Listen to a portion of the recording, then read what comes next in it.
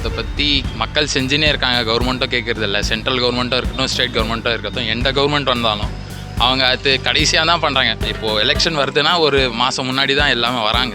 ஆமாம், இன்றைக்கி டெல்லியில் ஆர்ப்பாட்டத்தில் ஈடுபட்டுட்டு தான் வராங்க. அது ரொம்ப ஒரு கவலைக்கிடமாக இருக்குது. பொதுவாகவே பார்த்திங்கன்னா அதை எதுக்கு எடுத்தாலும் போராட்டம். அதனால் நான் மக்களை குறை சொல்ல கிடையாது. அவங்களுக்கு உண்டான பிரச்சனைகளை நம்ம சொல்யூஷன் கொடுத்துட்டு அவங்க போராட போகிறாங்க.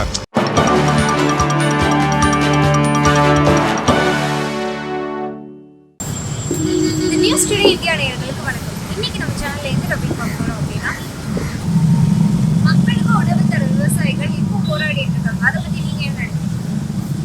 இதை பற்றி மக்கள் செஞ்சுனே இருக்காங்க. கவர்மெண்ட்டும் கேட்குறது இல்லை. சென்ட்ரல் கவர்மெண்ட்டும் இருக்கட்டும், ஸ்டேட் கவர்மெண்ட்டும் இருக்கட்டும், எந்த கவர்மெண்ட் வந்தாலும் அவங்க அது கடைசியாக தான் பண்ணுறாங்க. இப்போது எலெக்ஷன் வருதுன்னா ஒரு மாதம் முன்னாடி தான் எல்லாமே வராங்க வீதிக்கு. இது பண்ணுறோம் அது பண்ணுறோன்னு. ஆனால் அது செய்கிறது மறுபடியும் நெக்ஸ்ட் எலெக்ஷனுக்கு தான். அது வரைக்கும் யாரும் வருதில்லை. மக்கள் எப்படி இருக்காங்கன்னு மக்களுக்கு பார்க்குறதில்ல. மக்களும் இப்போது மக்களும் 2 டைப்ஸாக இருக்காங்கல்ல. ஒருத்தர் ஃபுல்லாக லக்ஸுரியாக இருக்காங்க. என்ன நடக்குதுன்னு தெரியாது. ஏன்னா அவங்களுக்கு எல்லா நீடும் கிடச்சிருது. யார் தப்பு? கவர்மெண்ட் தப்பா? மக்கள் தப்பு தான். மக்கள் தப்பு. இப்போ அதுவே இளநீர் வாங்கி குடிக்கலாம். அதே காசு தான் ஆகுது. அது இல்லாமல் இப்போ ஜாகிங்கெல்லாம் போகிறாங்கன்னா இளநீர் குடிக்கிறாங்க. அதுவே சாயங்காலம் ஆனால் அது கோக் குடிக்கிறாங்க. தப்பு இல்லை, மக்கள் தானே தப்பு. கவர்மெண்ட் மாறும். அது அதுவும் மக்கள் கையில் தான் இருக்குது. எல்லாம் மக்கள் கையில் தான் எனக்கு தெரிஞ்சு.